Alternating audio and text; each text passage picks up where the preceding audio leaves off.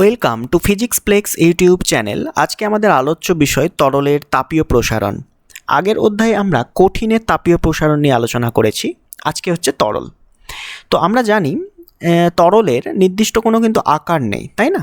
তরলের কিন্তু কোনো আকার নেই, কিন্তু তার আয়তন আছে। যে পাত্রে রাখি সেই পাত্রের আকার সে কিন্তু ধারণ করে, তাই না? তাহলে আকার না থাকার জন্য এর যে দৈর্ঘ্য, এর যে ক্ষেত্রফল, এরিয়া, এইগুলো কিন্তু কনসিডার করা হয় না, যেহেতু আকার নেই। আমরা জানি তরলে শুধুমাত্র কি থাকে? ভলিউম। তাহলে এই অধ্যায়ে আমরা যে প্রসারণ নিয়ে আলোচনা করব সেটা শুধুমাত্র হবে আয়তন প্রসারণ বা ভলিউম এক্সপ্যানশন, ঠিক? কারণ এর ফিক্সড কোনো শেপ বা আকার নেই। আমরা দেখব যে এই তরলের যে প্রসারণ সেটা প্রায় নিয়ারলি ইকুয়াল, আমি বলছি সলিডের যে প্রসারণ তার 10 গুণ। সলিডের যে প্রসারণ তার 10 গুণ মতো হবে, ঠিক? এবার একটা তরলকে ডাইরেক্ট তো আমরা হিট করতে পারি না। কি করতে হবে? একটা কন্টেনারের মধ্যে তাকে রেখে, তাই না, তার নিচে আগুন দিতে হবে। তাহলে এই ক্ষেত্রে দেখা যাবে যে হিটটা আমি দিচ্ছি সেটা প্রথমে এই কন্টেনার তো একটা মেটাল বা একটা ধাতু দিয়ে তৈরি, সেই কন্টেনারটা প্রথমে এক্সপ্যান্ড করবে, তারপরে হিটটা তরলের কাছে পৌঁছাবে, ঠিক আছে? তাহলে এখানে কঠিনের মতো ব্যাপারটা নয়, এখানে দুটো মেটাল হিট হচ্ছে, একটা হচ্ছে সলিড হিট হচ্ছে আর একটা স্টেট লিকুইড হিট হচ্ছে, ঠিক? তাহলে যখন আমরা এই কন্টেনারের এক্সপ্যানশনটাকে আলোচনার মধ্যে ধরব, তখন যে লিকুইডের প্রসারণ সেটাকে আমরা বলবো প্রকৃত প্রসারণ। যখন আমরা শুধুমাত্র তরলের প্রসারণ নিয়ে বিবেচনা করব, কন্টেনারকে বিবেচনার মধ্যে আনবো না, সলিডটাকে আনবো না, তখন সেটাকে বলা হয় আপাত প্রসারণ বা অ্যাপারেন্ট এক্সপ্যানশন। এগুলো আমরা পরে পড়ব। এবার আমরা বিভিন্ন টেম্পারেচার নাও, বা তুমি মনে করো 5 ডিগ্রি থেকে 10 ডিগ্রি টেম্পারেচার নিয়েছো ডিগ্রি সেন্টিগ্রেডে।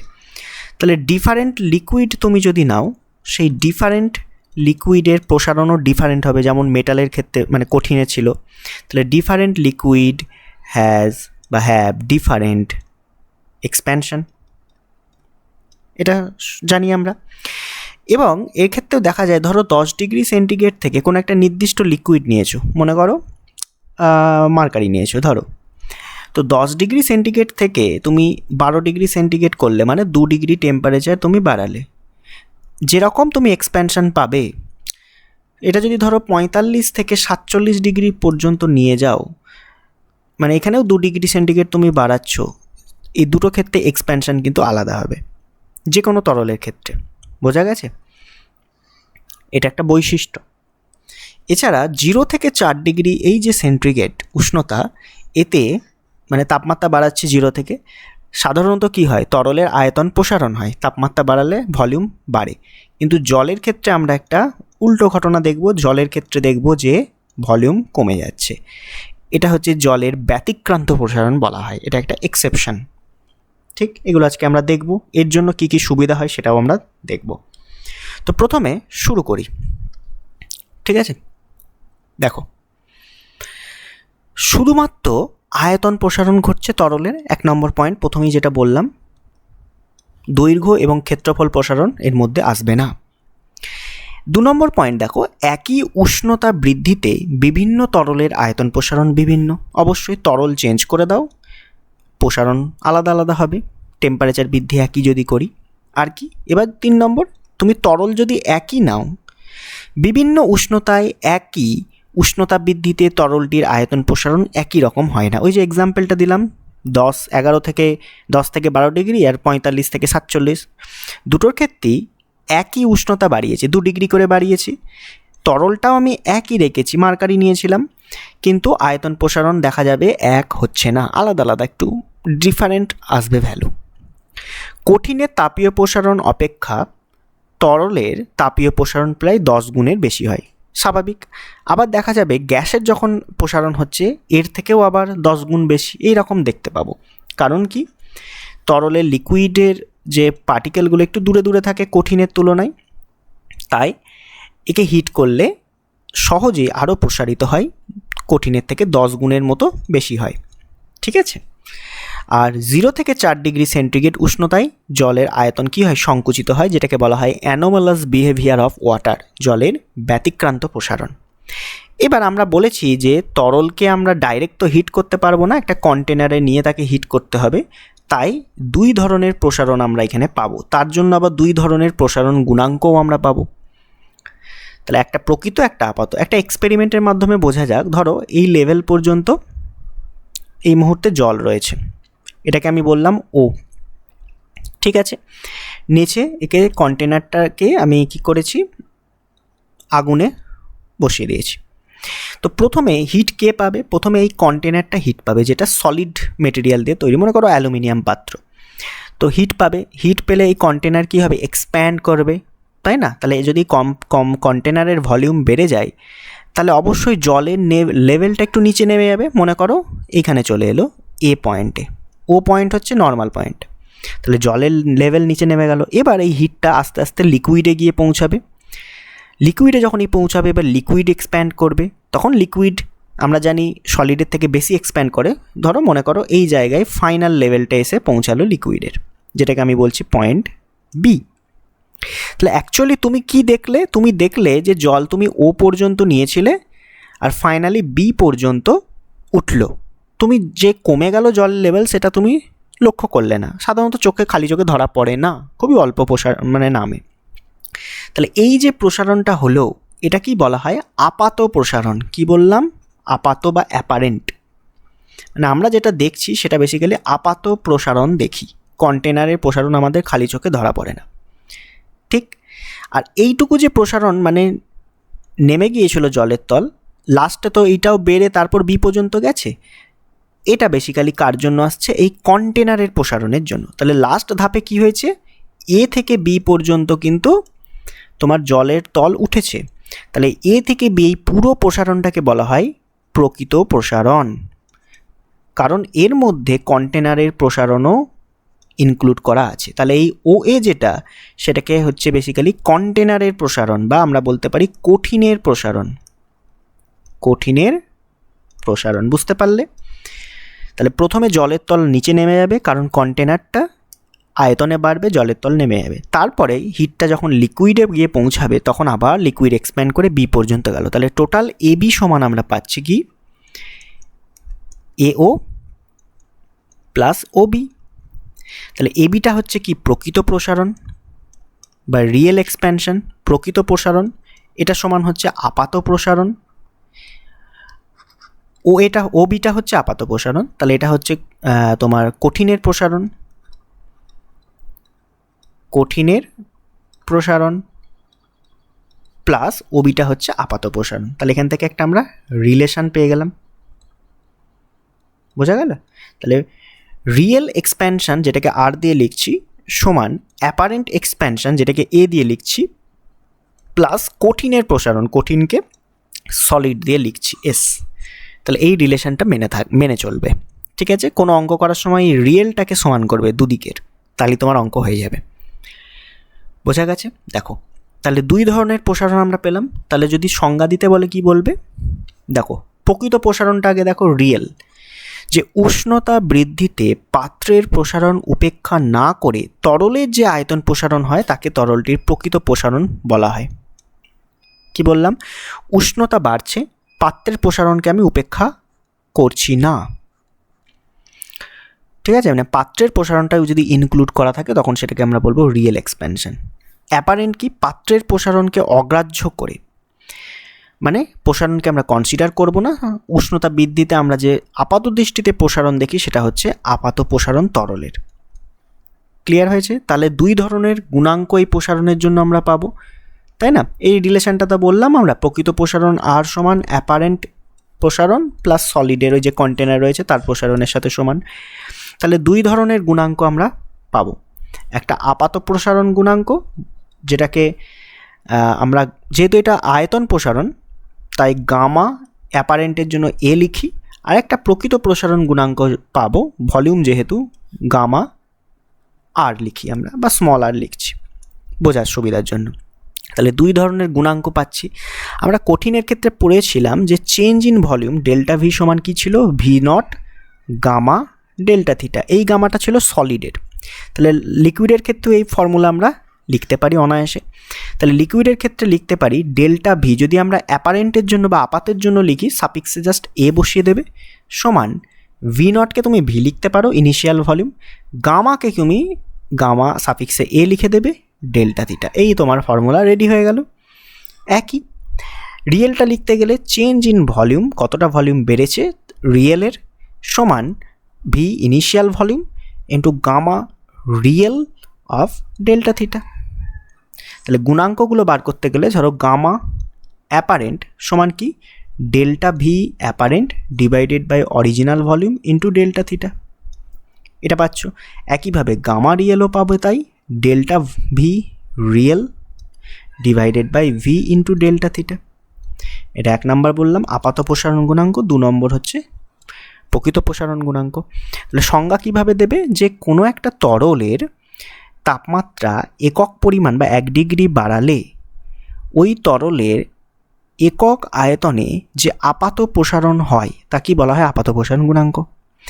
একইভাবে রিয়েলের ক্ষেত্রে কি বলবে, 1 ডিগ্রি উষ্ণতা বৃদ্ধিতে কোনো তরলের একক আয়তনে যে প্রকৃত প্রসারণ, আয়তনের যে প্রকৃত প্রসারণ হয় তাকে আমরা বলবো প্রকৃত প্রসারণ গুণাঙ্ক।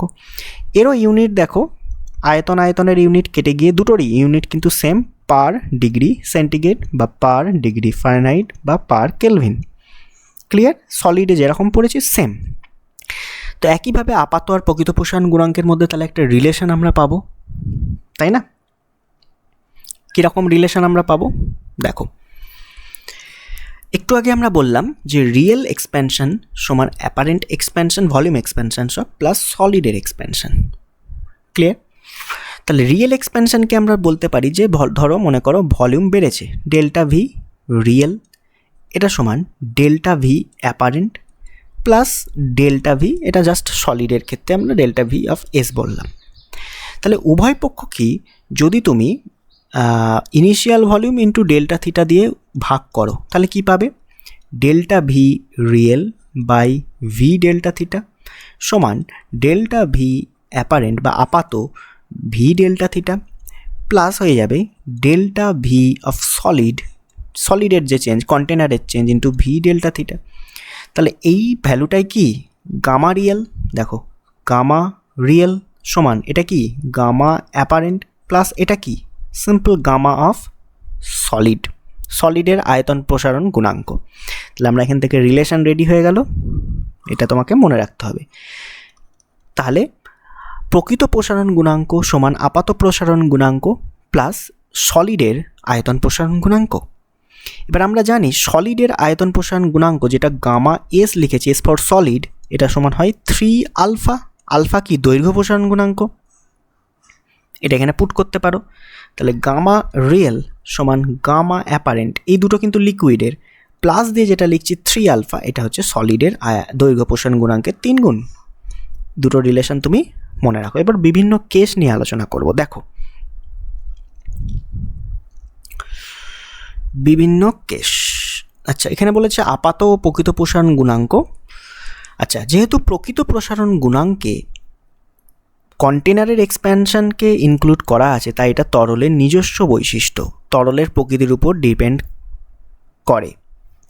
কিন্তু আপাত প্রসারণ গুণাঙ্ক যেটা বা আপাত প্রসারণ গুণাঙ্ক যাই বলি না কেন, সেটা যখনই কন্টেনার চেঞ্জ করে দেবে ভ্যালু চেঞ্জ হয়ে যাবে। গামা এ কিন্তু কন্টেনারের উপর ডিপেন্ড করে, কারণ এর মধ্যে কন্টেনারের টার্মটা নেই, কন্টেনারকে বাদ দিয়ে আমরা এই গুণাঙ্কটা বার করেছি। তাই কন্টেনার চেঞ্জ করো গামা এ চেঞ্জ হবে, গামা এ কিন্তু চেঞ্জ হবে, কিন্তু গামা আর বা রিয়েল প্রকৃত প্রসারণ গুণাঙ্ক কোনোভাবে চেঞ্জ হবে না, কারণ এটা তরলের নিজস্ব বৈশিষ্ট্য।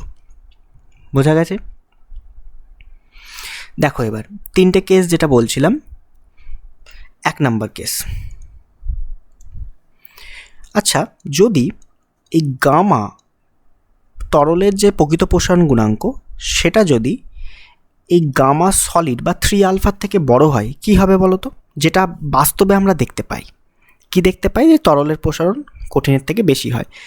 তাহলে এই যে লিকুইডটা আছে সেই লিকুইডের কালামটা, লিকুইড কালামের দৈর্ঘ্য বা লেভেল কী হবে, বেড়ে যাবে, কারণ কন্টেনারের থেকে লিকুইডের এক্সপ্যানশন বেশি হচ্ছে। তাহলে আমরা এখান থেকে লিখতে পারি লিকুইড লেভেল আপ হচ্ছে বা রাইজেস, মানে উপর দিকে উঠবে কন্টেনারের মধ্যে। 2 নাম্বার, আচ্ছা যদি কম হয় গামা রিয়েল, যদি কন্টেনারের এক্সপ্যানশনটা বেশি হয় তরলের থেকে, কী হবে, কন্টেনার তরলের তুলনায় বেশি এক্সপ্যান্ড হয়ে যাচ্ছে, তাহলে অবশ্যই তরলের যে ইয়েটা রয়েছে লেভেলটা, সে নিচের দিকে ফল করবে। তাহলে লিখতে পারি লিকুইড লেভেল ফলস, নিচের দিকে নামবে। 3 নম্বর, সমান হতে পারে, 3টেই তো কেস। তাহলে প্রকৃত প্রসারণ গুণাঙ্ক তরলের যদি সলিডের বা কন্টেনারের প্রসারণ গুণাঙ্কের সাথে সমান হয়, এটা সমান 3 আলফা বেসিক্যালি, তাহলে কী হবে, তো কন্টেনার যতটা এক্সপ্যান্ড করছে লিকুইডও ততটা এক্সপ্যান্ড করেছে, তাহলে লেভেলের কোনো রকম চেঞ্জ হবে না। বোঝা গেছে? কন্টেনার যদি ভলিউমে এইদিকে এতটা বাড়ে, লিকুইডও সেম পরিমাণে বাড়ছে, তাহলে উপর থেকে লেভেলের কোনো রকম চেঞ্জ আমরা দেখতে পাবো না। তাহলে এখানে আমরা লিখতে পারি লিকুইড লেভেল কি থাকবে, সেম থাকবে। এই কন্ডিশনটা 3 নম্বর কন্ডিশনটা দিয়ে অনেক সময় শর্ট প্রশ্ন এমসিকিউ দেওয়া থাকে। তাহলে তোমাকে যদি এখন একসাথে জিজ্ঞাসা করি যে এমন একটা কন্ডিশন বলো যেখানে লিকুইড কখনোই ওভারফ্লো করবে না, ঠিক আছে, কি বললাম, liquid does not overflow, condition for liquid does not overflow. Just একটা কন্টেনার আছে, লিকুইড পুরো ধরো কানায় কানায় ভর্তি আছে, তাহলে এমন একটা কন্ডিশন বলো যে এই লিকুইডটা বাইরে ছিটকে পড়ে যাবে না কন্টেনার থেকে। তাহলে কোন কন্ডিশন ছিটকে পড়বে না? একটা কন্ডিশন হচ্ছে গামা রিয়েল যদি গামা সলিডের সমান হয়, তাহলে লিকুইড লেভেল উপরেও উঠবে না নিচেও নামবে না, সেম থাকবে। আরেকটা কি, গামা রিয়েল যদি কম হয় কন্টেনারের এক্সপ্যানশনের থেকে, তাহলে কন্টেনার বেশি এক্সপ্যান্ড করবে ও নিচের দিকে লেভেলটা নেমে যাবে, তাই না? তাহলে এই দুটো কন্ডিশনের লিকুইড কখনই ওভারফ্লো করবে না, মানে 1 নম্বর কন্ডিশনটা বাদ দিয়ে। তাহলে এখান থেকে এই দুটোকে একসাথে লিখতে পারো যে gamma real less or equal to gamma solid, এই কন্ডিশন যদি মেনে চলে লিকুইড কখনই কিন্তু ওভারফ্লো করবে না। আর কখন ওভারফ্লো করবে? যখন গামা আর গ্রেটার দেন গামা এস হবে। ক্লিয়ার? নেক্সট টপিকে আসছি, যে একটা বস্তুকে, কঠিন বস্তুকে তরলে ডুবিয়ে রেখেছো পুরোপুরি, এবার টেম্পারেচার চেঞ্জ করলে তার ওজন, আপাত ওজন দেখবে বেড়ে যায়, সেটাই আজকে আমরা দেখব, ঠিক আছে? তো প্রথমে একটা কঠিন বস্তু নাও, সেটাকে বায়ুতে ওজন করছি। ধরো একটা কিউব আকার ব্লক নিলাম, ঠিক, একে বায়ুতে আমরা ওজন করছি। বায়ুতে ওজনের কত, মনে করো ডাব্লিউ, ঠিক আছে? এবার একটা কন্টেনার নিয়ে নিলাম, সেখানে লিকুইড আছে, সে লিকুইডে পুরোপুরি সম্পূর্ণ নিমজ্জিত অবস্থায় তাকে রাখলাম, তার টেম্পারেচার হচ্ছে T1, মানে লিকুইডের টেম্পারেচার T1।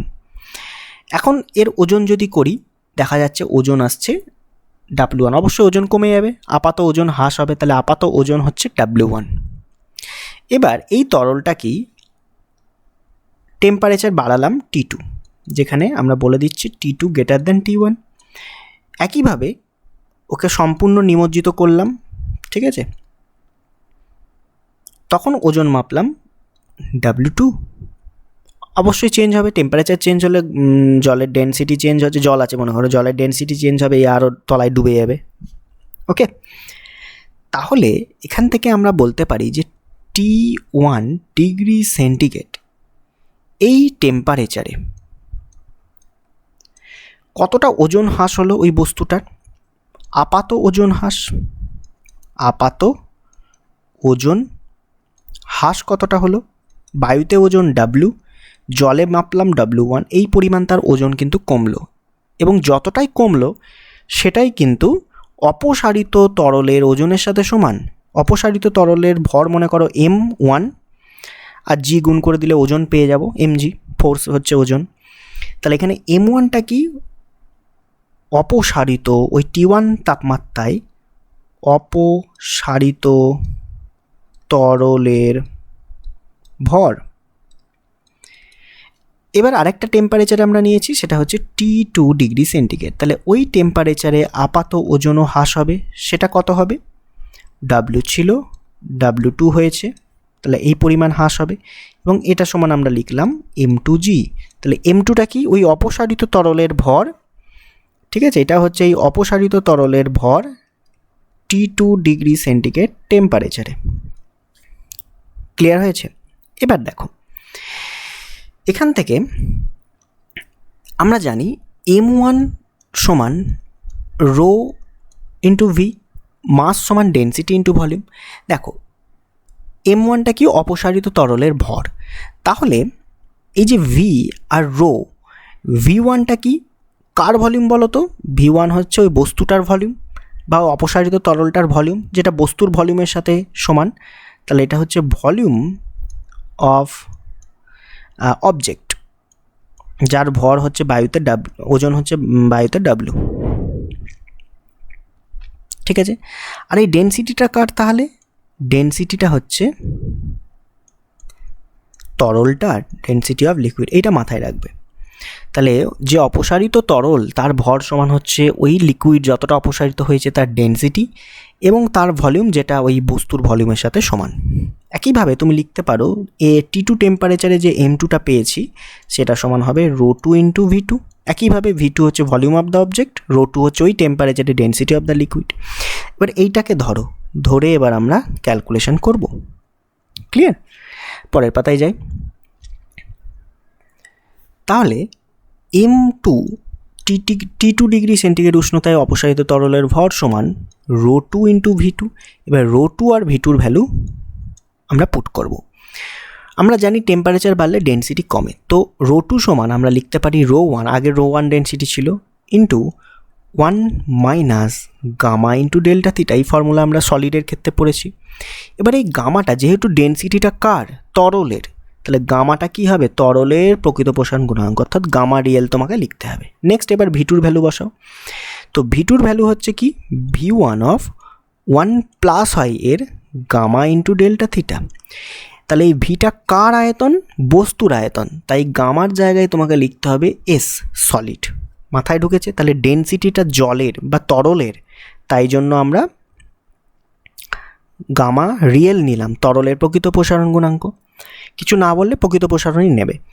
আর ভলিউমটা কার? বস্তুটার, যে জলটাকে অপসারিত করেছে, তাই সলিড নিলাম। এবার দুটোকে একত্রিত করো, ρ1 V1কে কাছে আনলাম, এটা পড়ে আছে 1 মাইনাস গামা আর delta theta, 1 plus gamma S delta theta. এটা হচ্ছে M2র ভ্যালু। এবার দেখো M2 সমান, এটা কি? M1 আগের পাতায় আছে দেখো, ইন্টু 1, এটাকে থার্ড ব্র্যাকেট দিই, মাইনাস যদি কমন নিয়ে নিই, ঠিক আছে? তাহলে এখানে পড়ে থাকবে গামা রিয়েল, এখানে পড়ে থাকবে minus gamma solid of delta theta, কমনে আছে। তাহলে দেখো M2র একটা রিলেশন পেলাম M1-এর সাথে, এটা ক্লিয়ার? এবার তার মানে কি পাচ্ছি? M2 সমান ডেন্সিটির মতো অনেকটা রিলেশনটা দেখো, M2 সমান M1 into 1 minus gamma delta theta, যেখানে গামাটাকে দুটো পার্টে ভাগ হয়েছে, রিয়েল থেকে সলিড বাদ, অবশ্যই তরলের বেশি বলে বেশি থেকে ছোটোটা বাদ। এবার দেখো অবশ্যই gamma real is greater than gamma solid, তরলের অবশ্যই প্রসারণ বেশি হয়, তাহলে এই টার্মটা positive. Delta theta temperature change, মানে আমি বাড়িয়েছি, T1 থেকে T2 করেছিলাম, এটাও পজিটিভ। তাহলে এই পুরো টার্মটা একের থেকে যে টার্মটা বিয়োগ হচ্ছে সেটা পজিটিভ। তাহলে আমরা এখান থেকে বলতে পারি M2 সমান M1 মাইনাস সামথিং, অর্থাৎ M2 ছোটো, M1 থেকে কিছু একটা বাদ গিয়ে M2 পাচ্ছি, তার মানে M2 হচ্ছে ছোটো। বোঝা গেছে? এখানে জি লাগিয়ে দাও দুপাশে, তাহলে M2G ছোটো M1Gর তুলনায়। এবার আমরা যে রিলেশনটা পেয়েছিলাম মনে করো তো, W মাইনাস W1 সমান M1G, আর একটা পেয়েছিলাম কি? W মাইনাস W2 সমান M2G। মনে পড়ছে তো? আগের পাতায় আছে দেখো। এবার দেখো যদি M1G বড় হয়, মানে এই M1G বড়, এটাকে আমি লিখছি এখানে, তাহলে এখান থেকে W1 কি বেরোবে? W minus M1G। তাহলে যদি M1G বড় হয়, তাহলে W থেকে একটা বড় টার্ম বিয়োগ হচ্ছে, তার মানে ওভারঅল W1 কী হবে? ছোটো W2-র তুলনায়। তাহলে এখান থেকে বলতে পারি W1 ছোট হবে W2-র তুলনায়। এটা হচ্ছে আমার ফাইনাল রেজাল্ট, যেটা বার করতে বলেছে। তাহলে উষ্ণতা আমি পরিবর্তন করেছি, মানে বাড়িয়েছি। একটা বস্তুকে তরলে যদি ডুবিয়ে দিই, কঠিন বস্তু ধরো, তার ওজনের পরিবর্তন হবে। অবশ্যই দেখতে পাচ্ছি W2 বড়। কতটা পরিবর্তন হচ্ছে? W2 মাইনাস W1 পরিমাণ তার ওজন পরিবর্তিত হচ্ছে। এবং দেখো W2 বড় মানে হচ্ছে বস্তুটা T2 টেম্পারেচারে আপাত ওজন বেশি। অর্থাৎ তাপমাত্রা বাড়ালে একটা তরলে নিমজ্জিত বস্তুর ওজন বেড়ে যাবে, আপাত ওজন বেড়ে যাবে। বুঝতে পেরেছ? এটাই হচ্ছে তার প্রমাণ। নেক্সট ইম্পর্টেন্ট টপিক, জলের ব্যতিক্রান্ত প্রসারণ। সাধারণত দেখা যায় অন্যান্য তরলের তুলনায় জল একটু অন্যরকম বিহেভ করে। 0 ডিগ্রি সেন্টিগ্রেড থেকে 4 ডিগ্রি সেন্টিগ্রেড এই টেম্পারেচারের রেঞ্জের মধ্যে জল ভলিউম না বেড়ে ভলিউম কমে যায়। ঠিক আছে, টেম্পারেচার বাড়লে ভলিউম বাড়ে কিন্তু কমে যায়। তাহলে এর যদি আমরা একটা গ্রাফ অঙ্কন করি ভলিউমের সাথে টেম্পারেচারের ভি, আর এটা হলো থিটা ডিগ্রি সেন্টিগ্রেড, তাহলে কীরকম গ্রাফ আমরা পাবো? তাহলে 0 ডিগ্রিতে কিছু তো একটা ভলিউম তার থাকবে, তাই 0 থেকে গ্রাফটা শুরু হবে না, এরকম একটা মাথা থেকে শুরু হবে, এই হচ্ছে মিনিমাম হয়ে তারপর আবার বাড়তে শুরু করবে, যেমন অন্যান্য তরলের বাড়তে থাকে। তাহলে এই যে মিনিমাম ভ্যালুটা আমরা পাচ্ছি, এটাই হচ্ছে বেসিক্যালি 4 ডিগ্রি সেন্টিগ্রেড। এটা হচ্ছে 0 ডিগ্রি, 4 ডিগ্রি। এদিকে এবার বাড়ছে 5, 6, 7, 8, 9, 10, যেরকম রেগুলার বাড়ছে এবার বাড়তে থাকবে। ধরো এটা 10 ডিগ্রি। বোঝা গেল? ক্লিয়ার?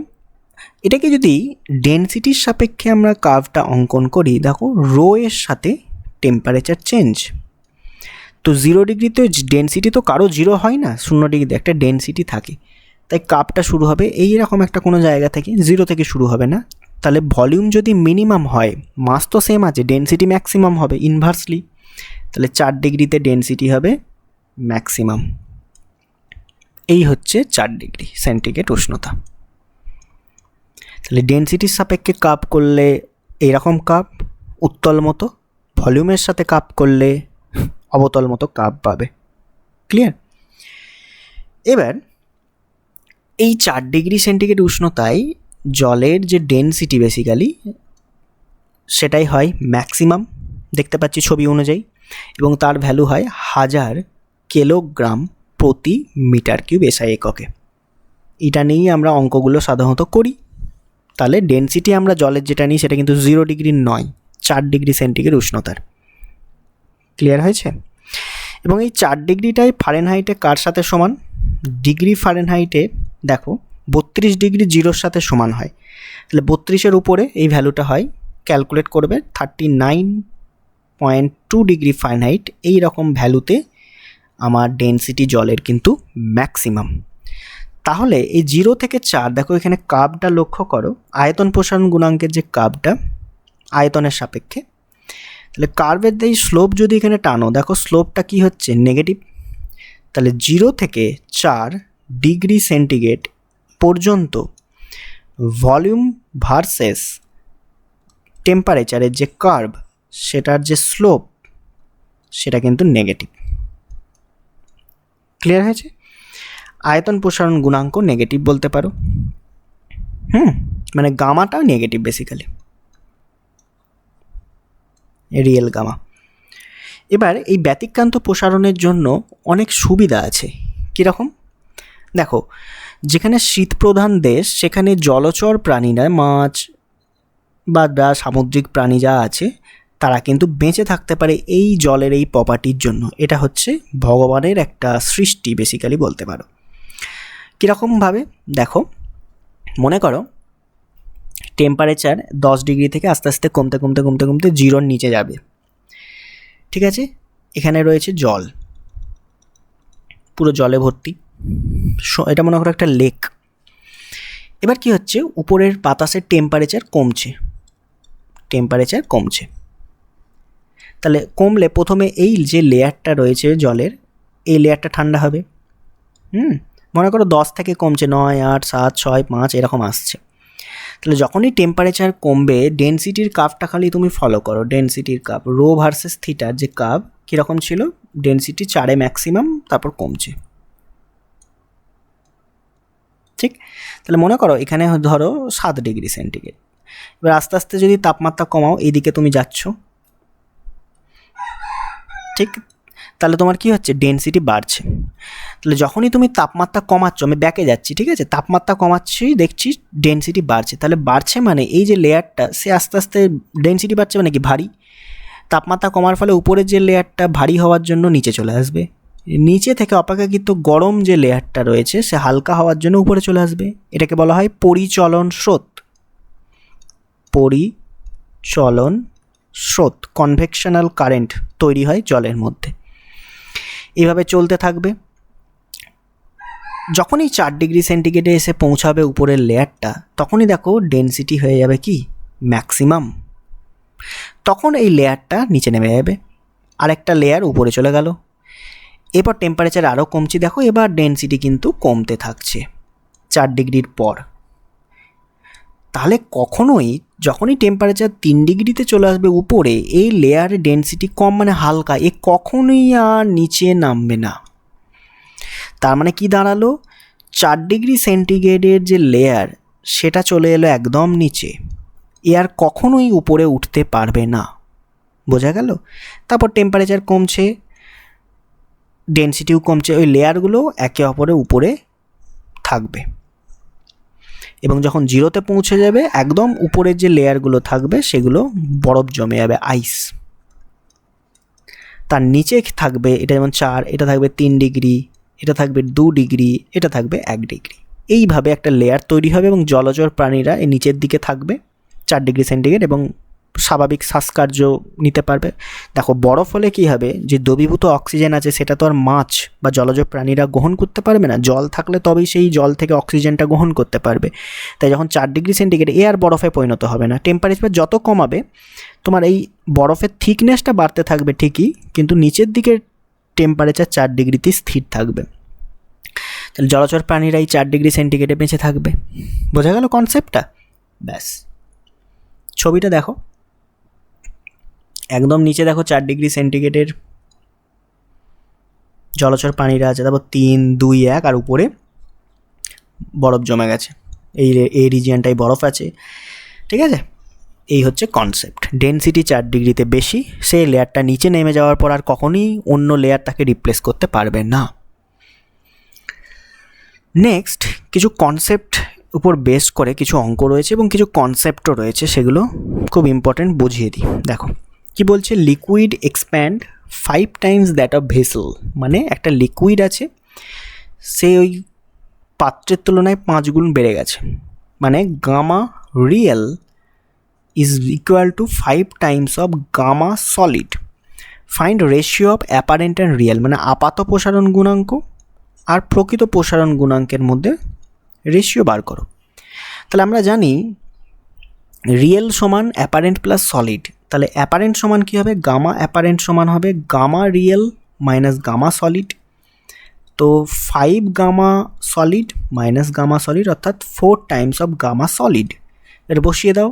তাহলে 4 টাইমস অফ গামা সলিড সমান রিয়েল কত, প্রশ্নেই বলেছে 5 টাইমস অফ গামা সলিড অর্থাৎ 4/5, এই হচ্ছে রেশিও। 5 ভাগের 4 ভাগ মানে 80% বেসিক্যালি, এটাই হচ্ছে প্রশ্ন। 2 নম্বর কনসেপ্টে এবার আসছি। দেখো একটা লোহার পাত্র রয়েছে, ঠিক আছে, এটা হচ্ছে তোমার লোহা, আয়রন, Fe, আর একটা পাত্র আমরা নিচ্ছি অ্যালুমিনিয়াম, Al, এতে কি রয়েছে, তরল রয়েছে দুটোতেই। এবং তোমার প্রশ্নে তরলের যে অ্যাপারেন্ট এক্সপ্যানশন সেটা বলে দিয়েছে, মানে গামা অ্যাপারেন্ট ফর লোহার পাত্রে যদি রাখি সেটা বলে দিয়েছে কত, 18 × 10⁻⁻5 পার ডিগ্রি সেন্টিগ্রেড। আর এই যে অ্যালুমিনিয়াম রয়েছে সেখানেও তো লিকুইড রয়েছে, তারও অ্যাপারেন্ট বলে দিয়েছে 14.46 × 10⁻⁻5 পার ডিগ্রি সেন্টিগ্রেড। এগুলো তোমাকে প্রোভাইড করেছে, এবং এই যে লোহারও আলফা মানে দৈর্ঘ্য প্রসারণ গুণাঙ্ক বলে দিয়েছে 12 × 10⁻⁻6 পার ডিগ্রি সেন্টিগ্রেড। তাহলে আলফা মানে দৈর্ঘ্য প্রসারণ গুণাঙ্ক অফ অ্যালুমিনিয়ামের কত হবে? এই ধরনের অঙ্ক তুমি প্রচুর দেখতে পাবে।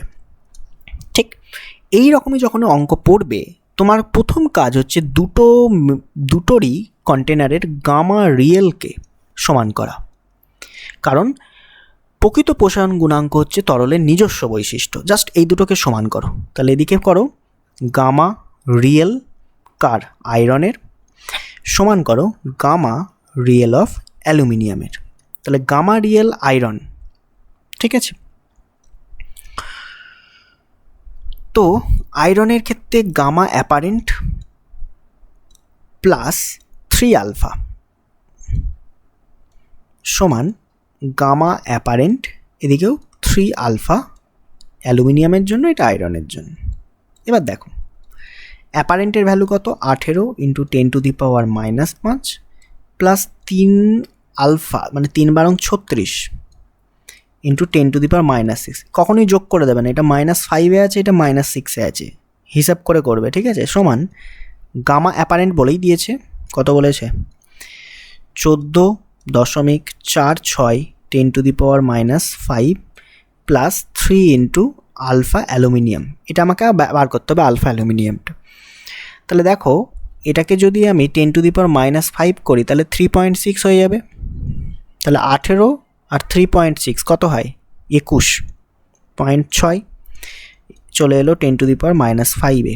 এদিকে পড়ে রয়েছে, এটাকে এদিকে নিয়ে চলে এলাম, -14.46 × 10⁻⁻5, এটা সমান কত?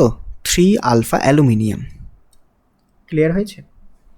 তাহলে এখান থেকে আলফা অ্যালুমিনিয়াম কি করবে? প্রথমে বিয়োগ করবে, সেটাকে 3 দিয়ে ভাগ করবে, উত্তর চলে আসবে। আমি উত্তরটা বলে দিচ্ছি, 2.38 10⁻⁻5 পার ডিগ্রি সেন্টিগ্রেড। এইভাবে অঙ্কগুলো কিন্তু করে। বোঝা গেছে? নেক্সট কনসেপ্ট দিয়ে দিই একটা। মনে করো একই অঙ্ক আছে, এটা করাচ্ছি না, নেক্সট যাই। নেক্সট যদি ডাইরেক্ট তুমি একটা ভ্যালু, আমি রিকমেন্ড করব না, তাও বলে দিচ্ছি, ডাইরেক্ট যদি ওই গামার ভ্যালুটা আলফার ভ্যালুটা বার করতে চাও তখন কী করবে? মনে করো একটা কপারের পাত্র রয়েছে, সেটাতেও লিকুইড ভরা রয়েছে। আরেকটা পাত্র আমরা নিচ্ছি সিলভার এজি, সেটাতেও লিকুইড। তোমাকে প্রশ্নে গামা অ্যাপারেন্ট বলে দেবে। তো এই কপার পাত্রে যে জল আছে বা লিকুইড আছে, সেই লিকুইডের গামা অ্যাপারেন্ট মনে করো গামা 1। সিলভার পাত্রে যে গামা অ্যাপারেন্ট সেটাও ধরো গামা 2, প্রশ্নে বলে দিচ্ছে। ক্লিয়ার? আচ্ছা, কপারের যে আলফা সিইউ সেটাকে আমি বলে দিলাম ধরো আলফা 1। তাহলে প্রশ্নে আগের প্রশ্নটার মধ্যেই আলফা এজি কত হবে বার করতে দেবে, তাই না? তাহলে তোমাকে কি বলেছি, কি সমান করবে? গামা রিয়েল, অর্থাৎ gamma apparent plus 3 alpha of copper সমান এদিকে gamma apparent plus 3 alpha of silver. তাহলে গামা অ্যাপারেন্টের ভ্যালু কত? Gamma 1 plus 3 alpha of copper এবং আলফার ভ্যালু আলফা 1 সমান গামা অ্যাপারেন্টের ভ্যালু হচ্ছে গামা 2 প্লাস 3 আলফা। এটা আমাকে বার করতে হবে, আলফাটা বার করবো, ঠিক আছে। তাহলে gamma 1 minus gamma 2 plus 3 alpha 1/3, এটা হচ্ছে আলফা এজির ভ্যালু। এটা হচ্ছে ডাইরেক্ট ফর্মুলা। গামা 1 প্রথমটার গামা থেকে দ্বিতীয়টার গামা বাদ দেবে, যোগ করবে 3 আলফা 1 প্রথমটার দৈর্ঘ্য প্রসারণ গুণাঙ্কের 3 গুণ, তাকে 3 দিয়ে ভাগ করলে গামা এজি পেয়ে যাবে। আমি এটা রিকমেন্ড করবো না, তুমি এইটা মনে রাখবে, তাহলে অঙ্ক হয়ে যাবে। নেক্সট একটা ইম্পর্টেন্ট কনসেপ্ট আসছি, 4 নম্বর। দেখো কী রকম কনসেপ্ট। মনে করো একটা বিকার আছে এবং সেই বিকারটা স্টিলের তৈরি এবং পুরো কানায় কানায় জল ভর্তি রয়েছে, পুরো ফুল জল ভর্তি রয়েছে। একটুখানি জাস্ট কিছু ফেললেই জল উপচে যাবে এরকম ব্যাপার। এবং যে জলটা রয়েছে সেটা 4 ডিগ্রি সেন্টিগ্রেড উষ্ণতা। এবার প্রশ্ন 1 নাম্বার, টেম্পারেচার যদি বাড়াই কি হবে, মানে জলের লেভেল কী হবে, উপচে পড়বে না কমে যাবে কিছু একটা। 2 নম্বর, টেম্পারেচার যদি কমাই কি ঘটনা ঘটবে, এই হচ্ছে তোমার প্রশ্ন। দেখো আমরা জানি ভলিউমের সাথে যে গ্রাফ টেম্পারেচার চেঞ্জের কীরকম গ্রাফ পেয়েছি, 4 ডিগ্রি উষ্ণতায় ভলিউম হচ্ছে মিনিমাম, তাহলে জলটা রেখেছি 4 ডিগ্রিতে। টেম্পারেচার বাড়াও বা কমায়, প্রথমে বাড়াচ্ছি, দেখো বাড়ালে কি হচ্ছে, ভলিউম বাড়ছে, এই দেখো বেড়ে গেল, ভলিউম বেড়ে গেল। তাহলে ভলিউম যদি জলের বেড়ে যায় অবশ্যই কী হবে, 1 নম্বর কেসে জল উপচে পড়ে যাবে। 2 নম্বর কেস দেখো, তাহলে কি হবে, উপচে পড়ে যাবে, ওভারফ্লো লিখে দিচ্ছি। 2 নম্বর কেস দেখো, এবার টেম্পারেচার কমাচ্ছ 3 ডিগ্রি 2 ডিগ্রি, তাতেও দেখো ভলিউম বেড়ে যাচ্ছে গ্রাফ অনুযায়ী, তার মানে এখানেও কী হবে, ওভারফ্লো হয়ে যাবে। তুমি টেম্পারেচার কমাও বা বাড়াও দুটো ক্ষেত্রেই জলের লেভেল বাড়বে, অর্থাৎ কানায় কানায় যেহেতু ভর্তি ওভারফ্লো হয়ে যাবে। এটা একটা কনসেপ্ট। নেক্সট একটা কনসেপ্ট খুব ভালো, সেটা দেখাও বলছি। এই হচ্ছে কন্টেনার, এটাও কানায় কানায় জল রয়েছে, ঠিক একটা বরফখণ্ড ভেসে আছে, জাস্ট 0 ডিগ্রি সেন্টিগ্রেড উষ্ণতার বরফখণ্ড, জলের উষ্ণতা 0 ডিগ্রি সেন্টিগ্রেড উষ্ণতা। এবার যদি পুরো বরফ গলে যায় কি ঘটনা ঘটবে, এটা 1 নম্বর কেস। 2 নম্বর কেস ভাবো, ততক্ষণ আমি বলছি। সেম কানায় কানায় জলপূর্ণ বরফ ভাসছে, বরফের টেম্পারেচার অবশ্যই 0 ডিগ্রি। এবার 4 ডিগ্রি সেন্টিগ্রেড উষ্ণতার জল আছে, মানে 4 ডিগ্রি সেন্টিগ্রেড উষ্ণতার জলে 0 ডিগ্রি উষ্ণতার বরফ ভাসছে, পুরো বরফ গলে গেলে কি হবে, এটা হচ্ছে 2 নম্বর কেস। 3 নম্বর কেসটা কি, জল আছে মনে করো 10 ডিগ্রি সেন্টিগ্রেড উষ্ণতা, এখানেও বরফ ভাসছে, বরফের টেম্পারেচার হচ্ছে 0 ডিগ্রি সেন্টিগ্রেড, পুরো বরফ যদি গলে যায় তৃতীয় ক্ষেত্রে কি হবে ভাবো, ভেবেছো? এবার কনসেপ্টটা তোমায় বলি। প্রথমে 1 নম্বর কেসে আসি। দেখো 0 ডিগ্রি উষ্ণতার বরফ যদি সমস্ত গলে যায় কি হবে, 0 ডিগ্রি সেন্টিগ্রেড উষ্ণতার আইস যদি সব গলে যায় কি পরিণত হবে, সেটা 0 ডিগ্রি উষ্ণতার জলে। অর্থাৎ অপসারিত, মানে ওই বরফটা গললে কিছুটা জল তো অপসারিত হবে, তাহলে যে জলটা অপসারিত হবে, অপসারিত বা ডিসপ্লেসড ওয়াটার, অপসারিত জল, সেটাও কিন্তু 0 ডিগ্রি সেন্টিগ্রেড উষ্ণতার জল অপসারিত হবে, তাই না? কারণ এই যে 0 ডিগ্রি সেন্টিগ্রেড উষ্ণতার জলেটাকে ডুবিয়ে রেখেছি, তাহলে অপসারিত জলের আয়তন এবং আইসের আয়তন দুটো সমান হওয়ার জন্য লেভেল অফ ওয়াটার সেম থাকবে, উপচেও পড়বে না নামবেও না, সেম থাকবে। বোঝা গেল?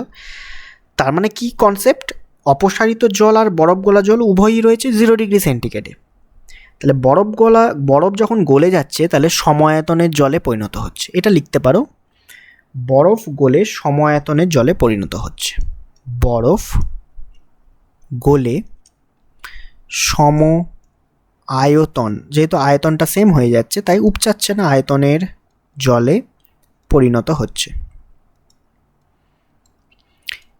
পরবর্তী কেসটা ইন্টারেস্টিং, দেখো বোঝানোর জন্য আমি গ্রাফটা একবার টেনে নিচ্ছি, ভলিউম ভার্সেস থিটা,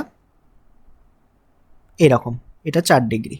দেখো এবার দ্বিতীয় ক্ষেত্রে যখন এই বরফটা গলবে, গলে কি হবে, সেই 0 ডিগ্রি সেন্টিগ্রেড উষ্ণতার জলে পরিণত হবে, কিন্তু এখানে জল আছে 4 ডিগ্রি, তাহলে ওই 0 ডিগ্রি সেন্টিগ্রেড উষ্ণতার বরফ গলা জল 4 ডিগ্রি সেন্টিগ্রেড উষ্ণতার জলকে অপসারিত করবে। এবার 4 ডিগ্রি সেন্টিগ্রেড উষ্ণতার জলের দেখো আয়তন 0 ডিগ্রির থেকে কম, মানে যে জলটাকে অপসারিত করছে তার আয়তন কম, তাহলে আয়তন যদি কম হয়, বরফ গলা জলের আয়তন বেশি হওয়ার জন্য জল উপচে পড়ে যাবে, বা এক কথায় বলতে পারো লেভেল উপরে উঠবে, লেভেল রাইজেস।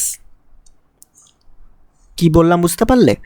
4 ডিগ্রি উষ্ণতায় আয়তন কম, তাহলে এই 0 ডিগ্রি সেন্টিগ্রেড উষ্ণতার বরফটা যখন গলে 0 ডিগ্রি সেন্টিগ্রেড উষ্ণতার জলে পরিণত হবে, তখন সে কিছুটা জলকে অপসারিত করবে। কোন জলকে অপসারিত করবে? এই 4 ডিগ্রি সেন্টিগ্রেড উষ্ণতার জলকে অপসারিত করবে। এবার 4 ডিগ্রি সেন্টিগ্রেড উষ্ণতা আয়তন 0 ডিগ্রির থেকে কম, তাহলে কম আয়তনের জলকে অপসারিত করে সে নিজে বেশি আয়তন দখল করছে, তাহলে অবশ্যই উপচে যাবে জল। 3 নম্বর কেস দেখো, 10 ডিগ্রি, এরকম জায়গায় আছে 10। এবার দেখো 10 ডিগ্রির আয়তন বেশি, তাহলে একই কেস। এটা দেখো 0 ডিগ্রি সেন্টিগ্রেড উষ্ণতা যখন জলে পরিণত হবে, সে 10 ডিগ্রি সেন্টিগ্রেড উষ্ণতার জলকে অপসারিত করবে, মানে বেশি আয়তনের জলকে অপসারিত করছে তার তুলনায়। তার মানে লেভেল কমে যাবে, লেভেল ডাউন হয়ে যাবে। বোঝা গেল? তার মানে এখানে অপসারিত জলের আয়তন বেশি, নিজে যখন 0 ডিগ্রির জলে পরিণত হচ্ছে বরফটা, তাহলে বেশি আয়তনকে অপসারিত করে নিজে কম আয়তন দখল করছে, তাহলে ওভারঅল লেভেল কমে যাবে। আশা করছি বোঝাতে পেরেছি। ক্লিয়ার? ইম্পর্টেন্ট কনসেপ্ট ছিল, আশা করছি সবই বলে দিয়েছি। তো নেক্সট লেকচারে আমরা গ্যাসের প্রসারণ নিয়ে আলোচনা করব। তো ধন্যবাদ সকলকে লেকচারটি অ্যাটেন্ড করার জন্য।